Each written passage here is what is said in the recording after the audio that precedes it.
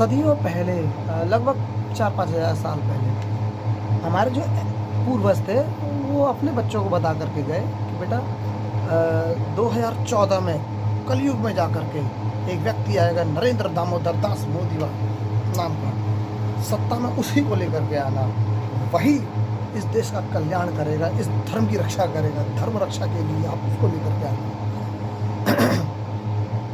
तो उनके बच्चों ने कहा ठीक है पिताश्री, जैसा आपने कहा हम ऐसा ही करेंगे।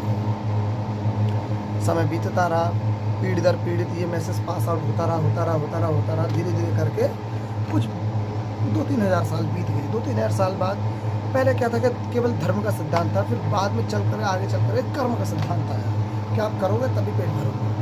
तो लोगों ने प्रश्न करना शुरू किया अपने ही पिताजी से, अपने दादा से, कि हम उस व्यक्ति को क्यों वोट देंगे आगे चल कर। तो उनके पिताजी बोले अरे नालायक, तो बाप से जवान लड़ाता है, बाप की बात नहीं मानता, बाप पिता जैसा कहते हैं वैसा ही करना होता है बच्चों को, आज्ञाकारी बच्चे वही होते हैं। तो चुपचाप से उन्हीं को वोट देना जिनको हमारे पिताजी कह के गए, या हमारे दादा कह के गए, या हमारे पूर्वज कह के गए।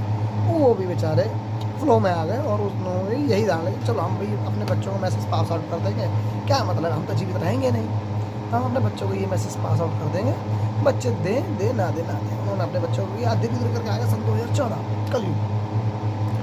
अब यहाँ क्या हुआ, लोगों ने भर के झोली भर के अपने 4 वोट बीजेपी को दिया और नरेंद्र दामोदर मोदी जी भारत के भाग्य विधाता बन गए। अब भैया क्या हुआ, कुछ समय तक तो लोगों को पहले तो धार्मिक भावना है, ये धर्म वो धर्म, हम जीत गए, राम मंदिर ये मंदिर फलाना मंदिर ढमका मंदिर कर करके लोगों ने खूब वोट दिया और बीजेपी सत्ता में आ गई। लेकिन धीरे उस वक्त जब हमारे पूर्वज ये वाली बात कह के गए थे कि बेटा तुम्हें प्रश्न नहीं करना है, जैसा कहा है वैसा ही करो, लेकिन अब समय बदल गया है दोस्तों। अब क्या है कि पहले प्रश्न कर नहीं सकते थे, प्रश्न तो अभी भी नहीं कर सकते।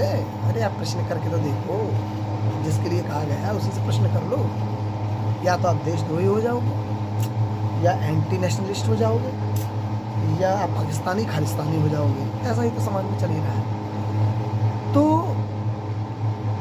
अब क्या हुआ, उस वक्त तो कुछ डिजिटलाइजेशन था नहीं, मोबाइल के कैसे प्रश्न करें, लेकिन अब क्या है, अब एक मोबाइल नाम का हथियार हर किसी के हाथ में है, और ये बहुत मोबाइल आज के समय में देखा जाए तो सारा ब्रह्मास्त्र से कम नहीं है। वो ब्रह्मास्त्र आया, अब इस ब्रह्मास्त्र ने इतनी तबाही मचाई कि जो घमंड में थे ना, जिसको हमने जिताया, उनको अपने ऊपर ये अहंकार हो गया कि मेरे बारे में मेरे पूर्वज भविष्यवाणी करके गए थे, मैं ही जीतूंगा तो मुझे कोई गद्दी से नहीं हटा सकता। इन्हें हो गया